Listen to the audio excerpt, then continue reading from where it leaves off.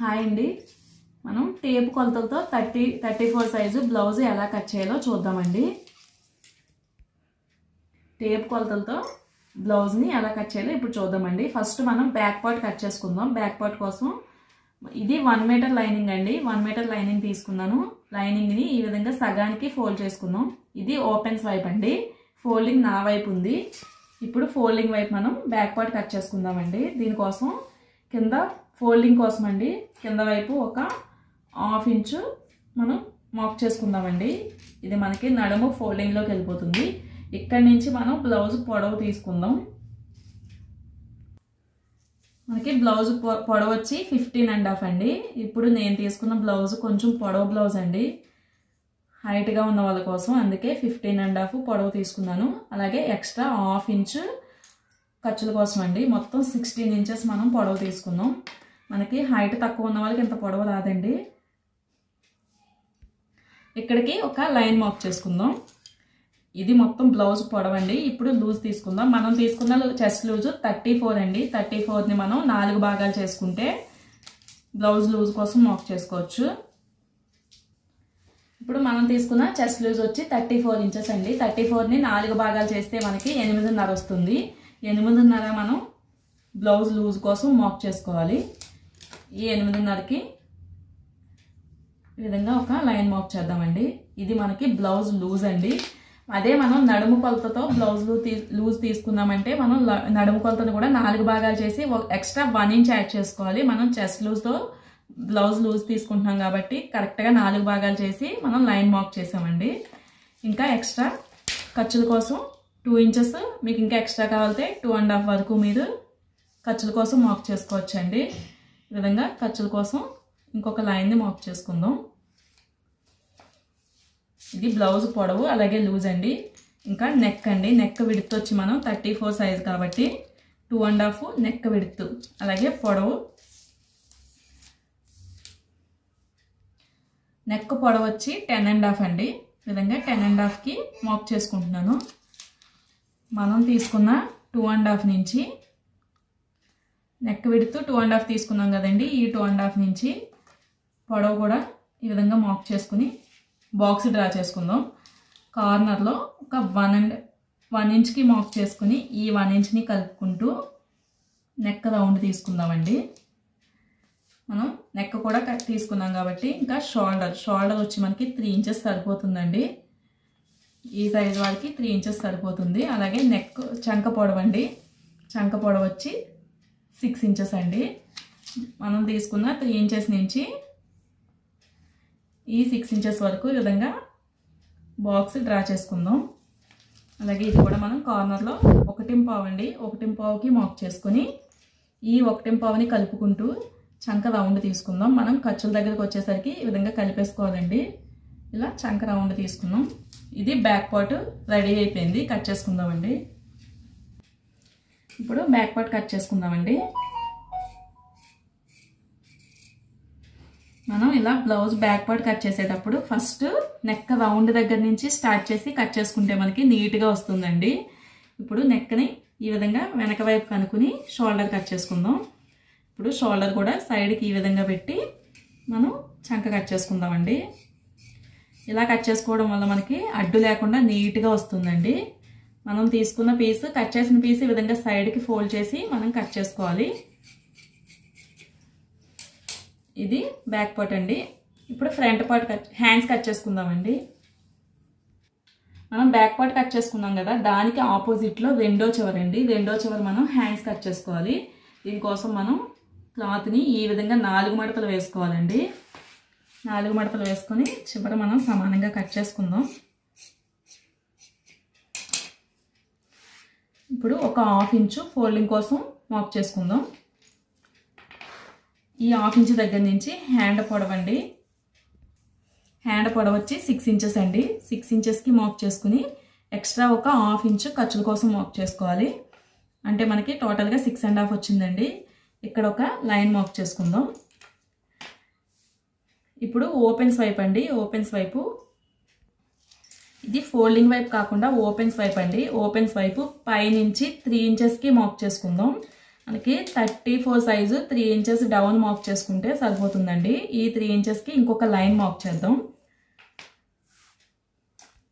ఇప్పుడు చంక లూజ్ తీసుకుందామండి. చంక లూజ్ కోసం మనం already back part blouse cut చేసుకున్నాం కదా, ఈ విధంగా ఒక 1/2 ఇంచు పై వైపు వదిలేసుకోవాలండి. మనం ఎలాగా షోల్డర్ స్టిచ్లోకి వెళ్ళిపోతుంది కాబట్టి 1/2 ఇంచు వదిలేసిన దగ్గర నుంచి జస్ట్ రౌండ్ మాత్రమే మనం ఈ విధంగా చూసుకోవాలండి.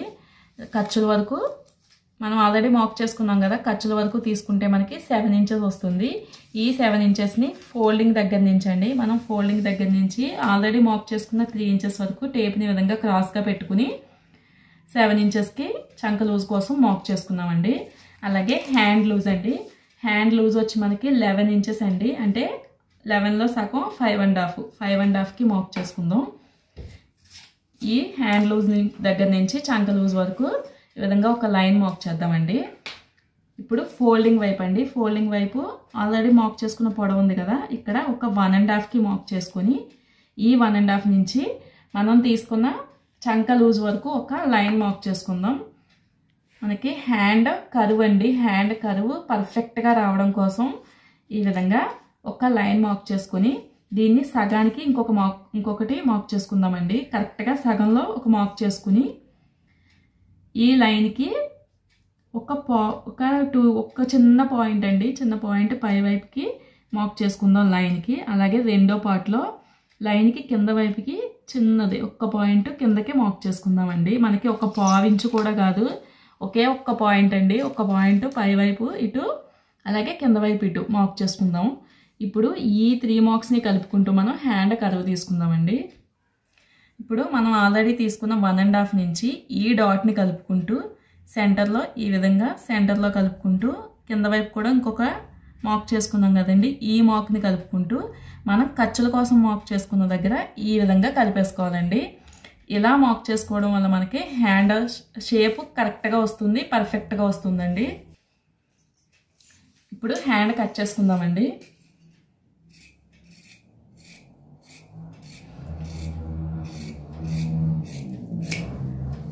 ఇప్పుడు మనం ఖర్చుల కోసం మార్క్ చేసుకుందాం కదా, ఇక్కడ టక్స్ పెట్టుకుందాం.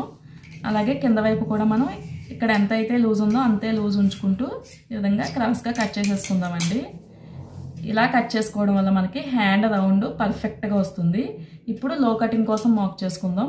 సెంటర్లో కూడా టక్స్ పెట్టుకుందామండి. లో కటింగ్ కోసం హ్యాండ్ని ఈ విధంగా విడదీసుకోవాలండి. ఇలా సెపరేట్ చేసిన తర్వాత ఒకవైపు మాత్రమే మనం లో కటింగ్ కోసం మార్క్ చేసుకుంటాం. దీనికోసం మనం సెంటర్ నుంచి అండి, ఆల్రెడీ సెంటర్లో మార్క్ చేసుకున్నాం కదా, సెంటర్ నుంచి ఒక 1 ఇంచ్కి ఇటువైపుకి మార్క్ చేసుకోవాలండి. అలాగే ఖర్చుల కోసం మనం ఆల్రెడీ మార్క్ చేసుకున్నాం కదా, ఈ రెండింటికి ఈ 1 ఇంచ్ నుంచి మనం ఖర్చుల కోసం మార్క్ చేసుకున్న దగ్గర మధ్యలో మనకి టేప్తో ఎంతైతే మెజర్మెంట్ ఉందో చూసుకోవాలండి. ఈ 1 ఇంచ్ నుంచి ఖర్చుల కోసం మార్క్ చేసుకున్న వరకు మనకి 6.5 ఉంది. 6.5లో సగం 3.5 అండి. ఈ 3.5కి ఒక మార్క్ చేసుకుందాం. ఈ సెంటర్లో మార్క్ చేసిన తర్వాత ఇక్కడ ఒక 1/2 ఇంచు లోపల వైపుకి మార్క్ చేసుకుందాం.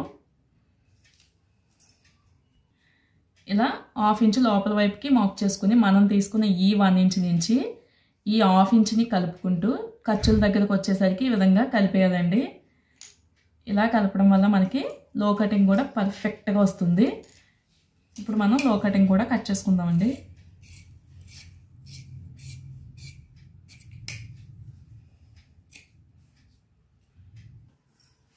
ఈ విధంగా లో కటింగ్ కూడా మనం కట్ చేసుకున్నామండి. హ్యాండ్ కటింగ్ రెడీ అయిపోయింది. మనం లో కటింగ్ తీసుకున్న వైపు ఈ విధంగా టక్స్ పెట్టుకోవాలి, లేదంటే మనకి కుట్టేటప్పుడు తెలియదండి.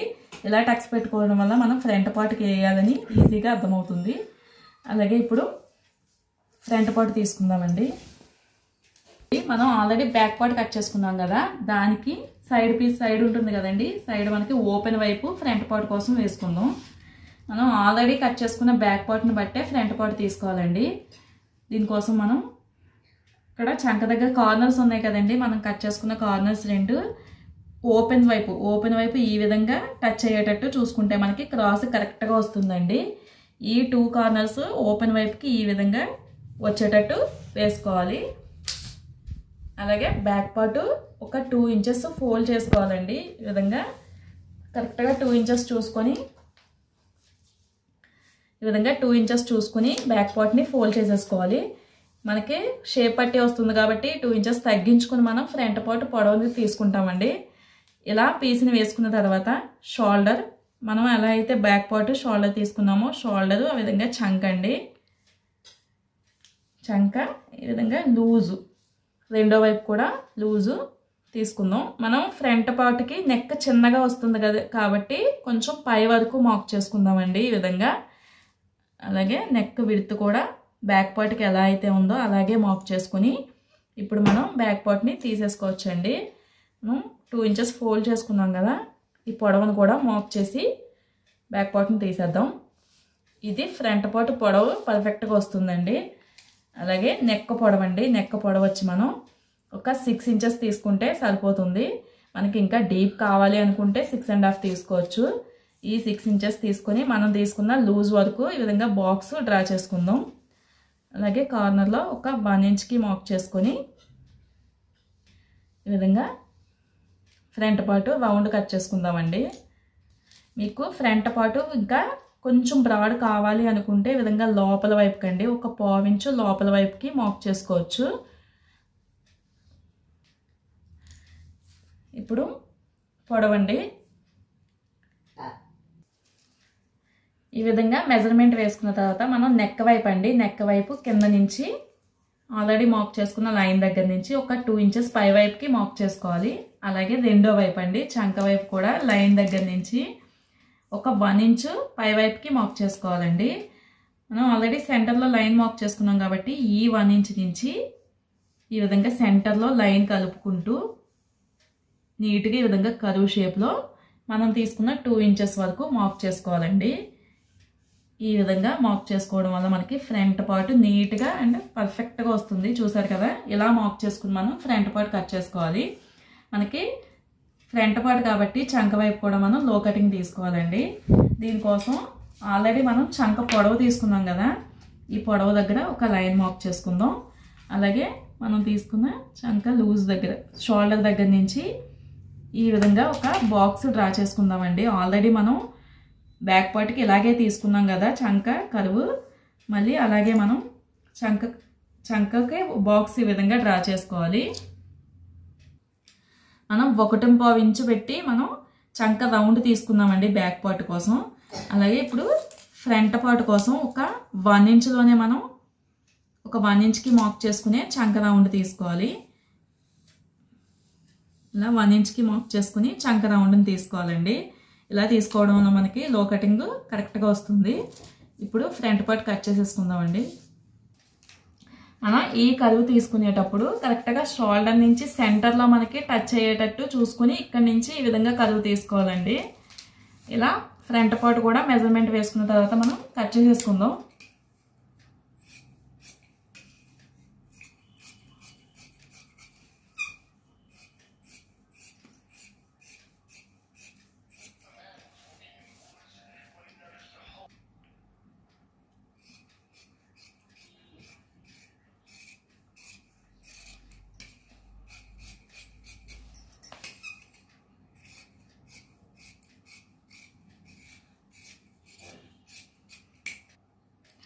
ఈ విధంగా మనం ఫ్రంట్ పార్ట్ కూడా కట్ చేసుకుందామండి. ఇప్పుడు షేప్ పట్టీ కోసం తీసుకుందాం. ఇప్పుడు షేప్ పట్టీ తీసుకుందామండి. షేప్ పట్టీ కోసం మనం ఫ్రంట్ పార్ట్ ఉంటుంది కదా, ఫ్రంట్ పార్ట్లో ఒక 2.5 ఇంచెస్ తగ్గించిన దగ్గర నుంచి లూజ్ తీసుకోవాలి. మనకి ఇది మెయిన్ డాట్ వేసుకుంటాం కాబట్టి సరిపోతుందండి. ఈ 2.5 దగ్గర నుంచి మనకి ఎంత పొడవు కావాలో చూసుకొని షేప్ పట్టీ తీసుకుందాం. 9 ఇంచెస్ వచ్చిందండి. ఈ 9 ఇంచెస్ పొడవుతో మనం షేప్ పట్టీ కట్ చేసుకుందాం. మనకి బ్యాక్ పార్ట్ కట్ చేసిన తర్వాత సైడ్ పీస్ ఉంటుంది కదండి, ఈ సైడ్ పీస్లో మనం షేప్ పట్టీ తీసుకుందాం. షేప్ పట్టీ పొడవు మనం 9 ఇంచెస్ అనుకుందామండి. ఈ 9 ఇంచెస్కి మార్క్ చేసుకుందాం. 9 ఇంచెస్ షేప్ పట్టీ పొడవు తీసుకుందామండి.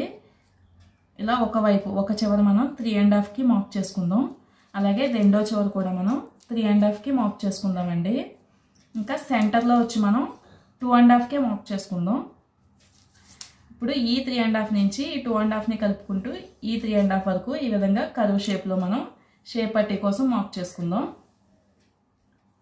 ఇప్పుడు కట్ చేసుకుందామండి.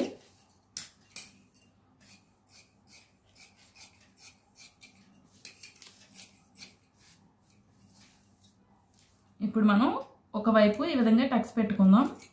ఇది కాజా పట్టీ వైపుకి వచ్చేలా వేసుకుంటే సరిపోతుందండి. మనకి రెండు వైపులా సేమ్ వస్తుంది, కాకపోతే కుట్టేటప్పుడు రెండు ఆపోజిట్లో రావాలి కాబట్టి ఇలా టక్స్ పెట్టుకోవడం వల్ల మనకి కుట్టేటప్పుడు ఈజీ అవుతుందండి. మనకి ఈ విధంగా మెజర్మెంట్స్తో బ్లౌజ్ ఈజీగా కట్ చేసుకోవచ్చండి. ముడతలు రాకుండా ఇలా చాలా నీట్గా వస్తుందండి. ఈ విధంగా కట్ చేసుకుని ఒకసారి ట్రై చేసి చూడండి, చాలా పర్ఫెక్ట్గా మీకు సెట్ అవుతుంది. ఇది 34 సైజ్ అండి. ఇప్పుడు నేను కట్ చేసింది ఇదే మెజర్మెంట్స్తో మీరు కట్ చేసుకుని చూడండి, చాలా పర్ఫెక్ట్గా వస్తుంది. ఈ వీడియో కనుక మీకు నచ్చినట్లయితే లైక్ చేయండి, మా ఛానల్ని సబ్స్క్రైబ్ చేసుకోండి. Thanks for watching.